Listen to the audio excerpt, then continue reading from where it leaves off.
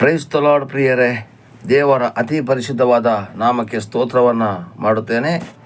ಈ ದಿನ ಕೂಡ ಒಂದು ಚಿಕ್ಕ ಜ್ಞಾನವಾಕ್ಯವನ್ನು ಕೊಡುವುದರ ಮೂಲಕ ದೇವರ ನಾಮವನ್ನು ಮಹಿಂಪಡಿಸೋದಕ್ಕೆ ನಿಮ್ಮ ಮಧ್ಯದಲ್ಲಿ ಸೇರಿ ಬರೋದಕ್ಕೆ ದೇವರು ಕೊಟ್ಟ ಮಹಾನ್ ಕೃಪೆಗಾಗಿ ನಾನು ಸ್ತೋತ್ರ ಮಾಡ್ತೇನೆ. ಪ್ರಿಯರೇ, ಕಳೆದ 4 ಸಂಚಿಕೆಗಳಿಂದ ನಾನು ಪ್ರಾರ್ಥನೆ ಬಗ್ಗೆನೇ ಕೊಡ್ತಾ ಇದ್ದೀನಿ.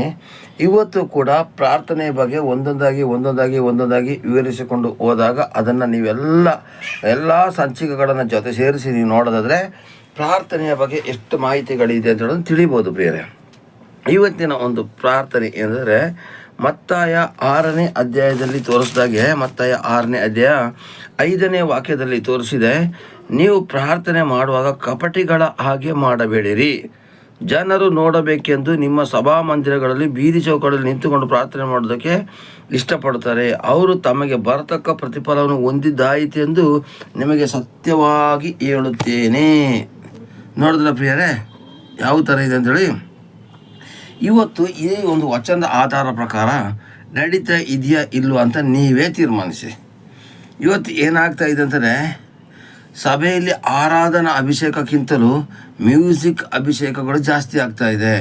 ಅಂದರೆ ಮ್ಯೂಸಿಕ್ ಬೇಡ ಅಂತ ನಾನು ಹೇಳ್ತಾ ಇಲ್ಲ, ಆದರೆ ಆ ಮ್ಯೂಸಿಕ್ ಡಗ ಡಗ ಡಗ ಡಗ ಅಂತ ಹೇಳಿ ಹಾಡನ್ನು ಕೇಳದಂಥ ರೀತಿಯಲ್ಲಿ ಸಭೆಗಳಲ್ಲಿ ಬಡಿಯೋಷ್ಟರ ಮಟ್ಟಿಗೆ ಆಗ್ತಾ ಇದೆ. ಎರಡನೇದಾಗಿ, ಆ ಒಂದು ಆರಾಧನೆ ಮಾಡುವಂಥ ಸಮಯದಲ್ಲಿ ಇದ್ದಕ್ಕಿದ್ದಾಗೇ ಅನ್ಯ ಭಾಷೆಯನ್ನು ಹೇಳ್ಕೊಂಡು ಕಿರ್ಚಾಡೋಂಥವ್ರು ಎಷ್ಟೋ ಜನ ಇದ್ದಾರೆ. ಪ್ರಿಯರೇ, ಅದೆಲ್ಲ ತಪ್ಪು. ಯಾಕೆಂದರೆ ದೇವರ ವಾಕ್ಯದಲ್ಲಿ ಬರೆದಿದೆ, ಎಲ್ಲವೂ ಮರ್ಯಾದೆಯಿಂದಲೂ ಕ್ರಮವಾಗಿ ನಡೆಯಲಿ ಅಂದರೆ ದೇವರ ವಾಕ್ಯದಲ್ಲಿ ಬರೆದಿದೆ. ಬರೆದು ಆದಮೇಲೆ ನಾವು ಕ್ರಮ ತಪ್ಪಿ ಮಾಡಬಾರ್ದು. ಯಾಕೆಂದರೆ ಯೇಸು ಸ್ವಾಮಿ ಅಂದರೆ ಸೃಷ್ಟಿಕರ್ತನನ್ನು ನಾವು ಆರಾಧನೆ ಮಾಡಬೇಕಿದ್ರೆ ನಾವು ಎಷ್ಟು ಗೌರವದಲ್ಲಿ ಮಾಡಬೇಕು. ಒಬ್ಬ ವ್ಯಕ್ತಿಯನ್ನು ನಾವು ಮಾತಾಡಿಸ್ಬೇಕಿದ್ರೆ ಅಷ್ಟು ಗೌರವದಲ್ಲಿ ಮಾತಾಡಿಸ್ಬೇಕಾದ್ರೆ, ಒಬ್ಬ ಆಫೀಸರ್ನ ನಾವು ಅಷ್ಟೊಂದು ಗೌರವದಲ್ಲಿ ಮಾತಾಡಬೇಕಾದ್ರೆ, ಇಡೀ ಭೂಪರಲೋಕವನ್ನು ಸೃಷ್ಟಿಸಿದಂತಹ ಸೃಷ್ಟಿಕರ್ತನನ್ನು ನಾವು ಆರಾಧನೆ ಮಾಡುವಾಗ, ಪ್ರಾರ್ಥನೆ ಮಾಡುವಾಗ ನಾವು ಎಷ್ಟೊಂದು ಗೌರವ ಕೊಡಬೇಕು. ಪ್ರಿಯರೇ, ಇವತ್ತು ಏನಾಗ್ತಿದೆ, ಪ್ರಾರ್ಥನೆ ಮಾಡ್ತಾ ಇದ್ದಾಗೇನೆ ಕಪಟಿಗಳ ಥರದಲ್ಲಿ ಪ್ರಾರ್ಥನೆ ಮಾಡೋದು ಇಲ್ಲ ಪ್ರಿಯರೇ. ಯಾಕೆಂದರೆ ಜನರು ನೋಡಬೇಕು ತಗೊಂಡು ನಿಮ್ಮ ಪ್ರಾರ್ಥನೆ ಸಭೆಗಳಲ್ಲಿ ಆಗಲಿ ಮನೆಗಳಲ್ಲಾಗಲಿ ಮಾಡಲಿಕ್ಕೆ ಹೋಗಬೇಡಿ. ನೋಡಿ, ಇಲ್ಲಿ ದೇವರ ವಾಕ್ಯದಲ್ಲಿ ಬರ್ತದೆ, ಜನರು ನೋಡಬೇಕೆಂದು ಸಭಾ ಮಂದಿರಗಳಲ್ಲಿ ಬೀದಿ ಚೌಕಗಳಲ್ಲಿ ನಿಂತುಕೊಂಡು ಪ್ರಾರ್ಥನೆ ಮಾಡೋದಕ್ಕೆ ಇಷ್ಟಪಡ್ತಾರೆ. ಇವತ್ತು ಸಭಾ ಮಂದಿರಗಳ ಪ್ರಾರ್ಥನೆ ಯಾವ ರೀತಿಯಾಗಿ ನಡೀತಾ ಇದೆ ಅಂದರೆ, ಜನಗಳು ಮೆಚ್ಚಲಿ ಅಂತ ಪ್ರಾರ್ಥನೆ ಮಾಡ್ತಾರೆ ಹೊರತು ದೇವರು ಮೆಚ್ಚಲಿ ಅಂತ ಪ್ರಾರ್ಥನೆ 100ಕ್ಕೆ 90 ನಡೀತಾ ಇಲ್ಲ. 10% ಮಾತ್ರ ದೇವರು ಮೆಚ್ಚುವಂಥ ರೀತಿಯಲ್ಲಿ ನಡೀತಾ ಇದೆ ಅಂತ ನಾನು ಅಂದ್ಕೊಳ್ತಾ ಇದ್ದೀನಿ. ಪ್ರಿಯರೇ, ಯಾಕೆಂದರೆ ನಾನು ತುಂಬ ಸಭೆಗಳನ್ನು ನೋಡಿದ್ದೀನಿ, ತುಂಬ ಸೇವೆಗೆ ಹೋಗಿದ್ದೀನಿ. ತುಂಬ ಒಂದು ವ್ಯಕ್ತಿಗಳ ಸಭೆಗಳಲ್ಲಿ ವಚನವನ್ನು ಕೊಡಲಿಕ್ಕೆ ಹೋದಾಗ ನಾವು ಅವ್ರಿಗೆ ಹೇಳಲಿಕ್ಕಾಗದೇ ಬಿಡಲಿಕ್ಕಾಗದೇ ಇದ್ದಂಥ ಪರಿಸ್ಥಿತಿ ಬಂದರೂ ಕೂಡ ಸಾಧ್ಯವಾದಷ್ಟು ಜನಗಳಿಗೆ ನಾವು ತಿಳಿಸಿರ್ತೀವಿ. ಆ ಒಂದು ಪ್ರಾರ್ಥನೆ ಮಾಡುವಾಗ ಯಾವ ಥರ ಅಂದರೆ, ಒಬ್ಬ ವ್ಯಕ್ತಿಗೆ ಪ್ರಾರ್ಥನೆ ಮಾಡ್ತಾ ಇದ್ದಕ್ಕಿದ್ದಾಗೇ ಜೋರಾಗಿ ಅನ್ಯ ಭಾಷೆಯ ಸ್ವರದಿಂದ ಕಿರ್ಚುವಂಥದ್ದು. ಅನ್ಯ ಭಾಷೆ ಅಂತ ಹೇಳೋದು ಒಂದು ಮರ್ಯಾದೆಯಿಂದಲೂ ಕ್ರಮದಿಂದಲೂ ನಡೆಯಬೇಕು ಅಂತ ನಾನು ಆಗಲೇ ಹೇಳಿದಾಗೆ, ಇವತ್ತು ಏನಾಗ್ತದೆ ಗೊತ್ತಾ, ಜೋರಾಗಿ ಅನ್ಯ ಭಾಷೆ ಹೇಳುವಾಗ ಚಪ್ಪಾಳೆ ಹೊಡ್ಕೊಂಡು ಕುಣಿದು ಕುಪ್ಪಾಳಿಸಿ ಅವರು ಪ್ರಾರ್ಥನೆ ಮಾಡ್ತಾರೆ. ಇದೆಲ್ಲ ಮಾಡಬೇಕು ಅಂತ ಬೈಬಲಲ್ಲಿ ಎಲ್ಲೂ ಕೂಡ ಬರೋದಿಲ್ಲ. ಪ್ರಿಯರೇ, ಇವತ್ತು ಏನಾಗ್ತಿದೆ ಗೊತ್ತಾ, ಯೇಸು ಸ್ವಾಮಿಯ ನಾಮಕ್ಕೆ ಅವಮಾನ ಪಡಿಸುವಂಥ ರೀತಿಯಲ್ಲಿ ಅವರು ಕೂಗಾಡ್ತಾರೆ. ಕೆಲವೊಂದು ಬಿಲಿವರ್ಗಳ ಮನೆಗೆ ಅಥವಾ ಕೆಲವೊಂದು ಹೊಸ ವಿಶ್ವಾಸಿಗಳ ಮನೆಗೆ ಹೋದಾಗ ಅವ್ರು ಹೇಳ್ತಾರೆ, ನೀವು ಸುಮ್ಮನಾದರೂ ನಿಮ್ಮ ಸಭೆ ಒಳಗಡೆ ಕಿರ್ಚಾಡ್ತೀರ, ಅದರಲ್ಲಿ ಏನು ಪ್ರಯೋಜನ ಇದೆ ಅಂತ ಕೇಳ್ತಾರೆ. ನಾವು ಅದಕ್ಕೆ ಉತ್ತರ ಕೊಡಲಿಕ್ಕೆ ಆಗ್ತಾ ಇಲ್ಲ. ಯಾಕೆಂದರೆ ಅನ್ಯ ಜನಗಳ ಮುಂದೆ ದೇವರ ನಾಮ ದೂಷಣೆ ಆಗಲಿಕ್ಕೆ ನೀವೇ ಕಾರಣ ಅಂತ ಸ್ವಾಮಿ ರೋಮಪುರ ಅಧ್ಯಾಯದಲ್ಲಿ ಕೂಡ ಬರೆದಿದೆ. ಪ್ರಿಯರೇ, ಹಾಗಾದರೆ ಪ್ರಿಯರೇ, ನಾವು ಗಮನವಿಟ್ಟು ಕೇಳಿಕೊಡುವ ಕಪಟಿಗಳ ಥರದಲ್ಲಿ ಪ್ರಾರ್ಥನೆ ಮಾಡೋದು ಬೇಡ. ಪ್ರಾರ್ಥನೆ ಮಾಡುವಾಗಲೂ ಸ್ವರ ಎತ್ತಿ ಮಾಡೋದು, ವಿಕಾರವಾದ ಸ್ವರವನ್ನು ತೆಗೆಯೋದು. ನಮ್ಮ ನಾರ್ಮಲ್ ಸ್ವರ ಏನಿದೆಯೋ ಅದರ ಪ್ರಕಾರನೇ ನಾವು ಪ್ರಾರ್ಥನೆ ಮಾಡಬೇಕು. ನಮ್ಮ ನಾರ್ಮಲ್ ಸ್ವರ ಏನಿದೆಯೋ ಅದ್ರ ಪ್ರಕಾರನೇ ವಚನ ಕೊಡಬೇಕು. ವಚನ ಕೊಡುವಾಗಲೇ ಆ ಒಂದು ಏನಾಗ್ತದೆ ಅಂದರೆ, ವಚನದ ಕೊಡುವಾಗ ಅವರ ಸ್ಟೈಲೇ ಚೇಂಜ್ ಆಗ್ತದೆ. ಅದು ನಾನು ಹೇಳಲಿಕ್ಕೆ ಇಷ್ಟಪಡೋದಿಲ್ಲ. ಅದೇ ರೀತಿಯಾಗಿ ಆ ಒಂದು ಅನ್ಯ ಭಾಷೆ ಮಾಡುವಾಗಲೇ ಅವರ ಸೌಂಡು ಒಂಥರ ವಿಚಿತ್ರವಾಗಿರುತ್ತೆ. ಹಾಲೆಲೂಯಾ, ಎಲ್ಲರೂ ಕೈಗಳನ್ನು ಮೇಲಕ್ಕೆತ್ತಿ ಹಾಲೆಲೂಯಾ ಹೇಳಿದ್ದೀನಿ ಹೇಳ್ಬಿಡಿದ ಸ್ವಾಮಿ ಹೇಳಿದ್ರು ಕೂಡ ಪುನಃ ಏನು ಮಾಡ್ತಾರೆ ಗೊತ್ತಾ, ಅದನ್ನೇ ಹೇಳ್ತಾರೆ. ಅದರ ಮಧ್ಯದಲ್ಲಿ ಅನ್ಯ ಭಾಷೆ ಹೇಳ್ಕೊಂಡು ಕಿರ್ಚಾಡ್ಬಿಡ್ತಾರೆ, ಕೂಗಾಡ್ಬಿಡ್ತಾರೆ.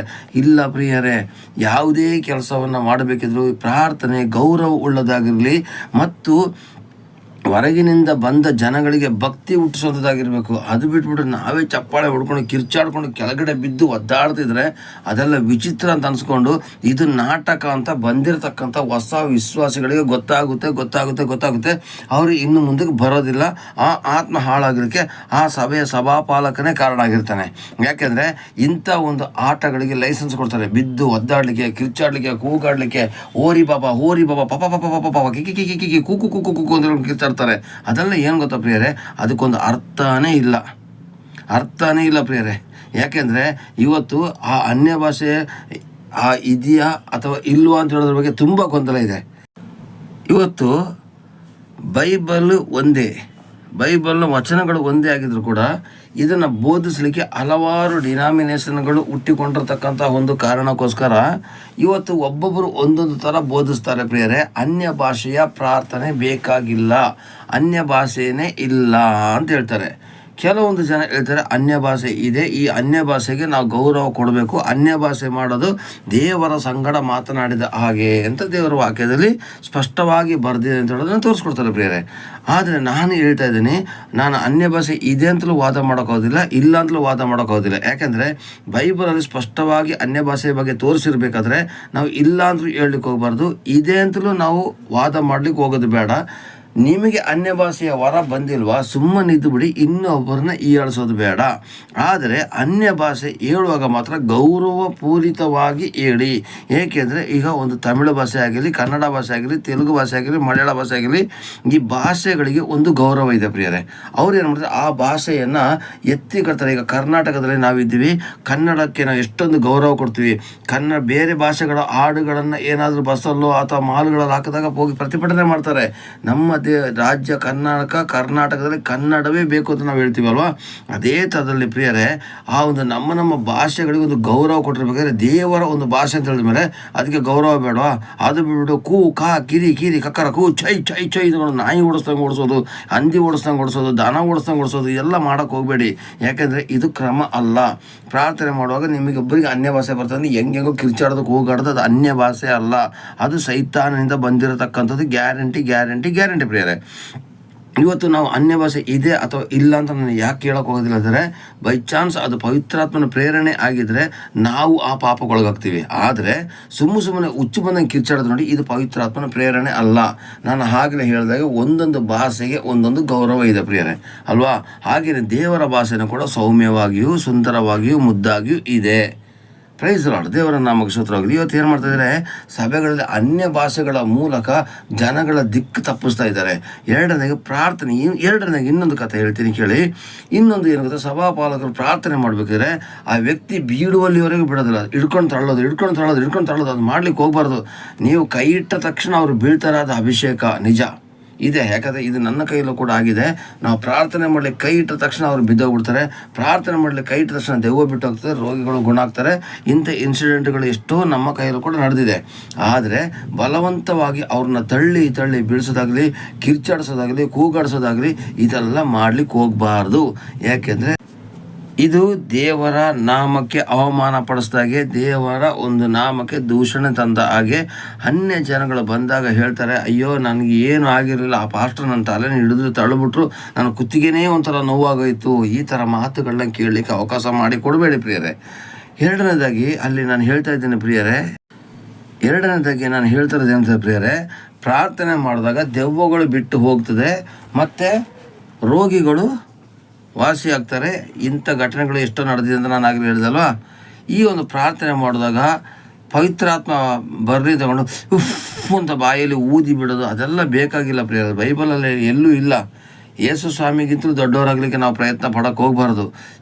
ಪವಿತ್ರ ಆತ್ಮನನ್ನು ಊದಿ ಕೊಟ್ಟರು ಅಂತ ಯೋಹಾನ ಅಧ್ಯಾಯ 20 ವಾಕ್ಯದಲ್ಲಿ ಬರ್ತಿದೆ. ಅವರು ಊದಿದ್ರೆ ನಾವು ಊದುವಂಥ ಅಗತ್ಯ ಇಲ್ಲ ಪ್ರಿಯರೇ. ಯೇಸು ನಾಮ ಹೇಳಿದಾಗ ದೆವ್ವ ಬಿಟ್ಟು ಹೋಗ್ತದೆ, ಉಫ್ ಅಂತ ಊದಿದ ಮಾತ್ರಕ್ಕೆ ದೆವ್ವ ಬಿಟ್ಟು ಹೋಗೋದಿಲ್ಲ. ಕೆಲವೊಂದು ಜಾಗದಲ್ಲಿ ಏನು ಮಾಡ್ತಾ ಗೊತ್ತಾ, ಹಣೆಗೆ ಸಿಲುಬೆ ಗುರುತನ್ನ ಹಾಕ್ತಾರೆ. ಇಂಥದ್ದೆಲ್ಲ ಬೇಕಾಗಿಲ್ಲ ಪ್ರಿಯರೇ. ಇದೆಲ್ಲ ಏನು ಗೊತ್ತಾ, ಒಂದು ಶಾರೀರಿಕವಾಗಿ ತೋರಿಸತಕ್ಕಂಥ ಒಂದು ಪ್ರದರ್ಶನ. ಇದರ ಬದಲಿಗೆ ನಾವು ಏನು ಮಾಡಬೇಕಂದ್ರೆ, ಯೇಸುವಿನ ನಾಮ ಹೇಳಿದರೆ ಸಾಕು, ಎಲ್ಲ ದೆವ್ವಗಳು, ಪೀಡೆ, ಪಿಶಾಚಿ, ಮಾಟ ಮಂತ್ರಗಳ ಶಕ್ತಿಗಳು ಅಡಗಿ ಹೋಗ್ತದೆ. ನಿಜವಾಗಿಯೂ ಅಲ್ವಾ. ಇದು ಬಿಟ್ಬಿಟ್ಟು ನಾವು ನಮ್ಮ ಎಕ್ಸ್ಟ್ರಾ ಸ್ಪೆಷಲ್ಲಾಗಿ ಏನೇನೋ ಕ್ವಾಲಿಟಿಗಳನ್ನ ತೋರಿಸಿ ಜನಗಳನ್ನು ಮೆಚ್ಚಿಸುವಂಥ ಕಾರ್ಯಕ್ರಮ ಬೇಡ.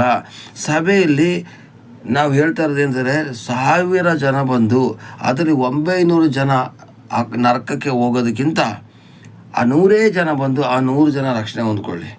ಯಾಕೆ ಅಂದರೆ ಆ ಸಭೆ ಒಂದು ತರಬೇತಿ ಕೇಂದ್ರವಾಗಿರಬೇಕು, ಸಭೆ ಒಂದು ಆಶೀರ್ವದಿಸಲ್ಪಡುವಂಥ ಜಾಗ ಆಗಿರಬೇಕು, ಸಭೆ ಪರಲೋಕಕ್ಕೆ ಸೇರಿಸುವಂಥ ಜಾಗ ಆಗಿರಬೇಕು, ಸಭೆ ಗೋಡನ್ ಆಗಿರಬಾರ್ದು ಅಥವಾ ದಾಸ್ತಾನು ಮಾಳಿಗೆ ಆಗಿರಬಾರ್ದು.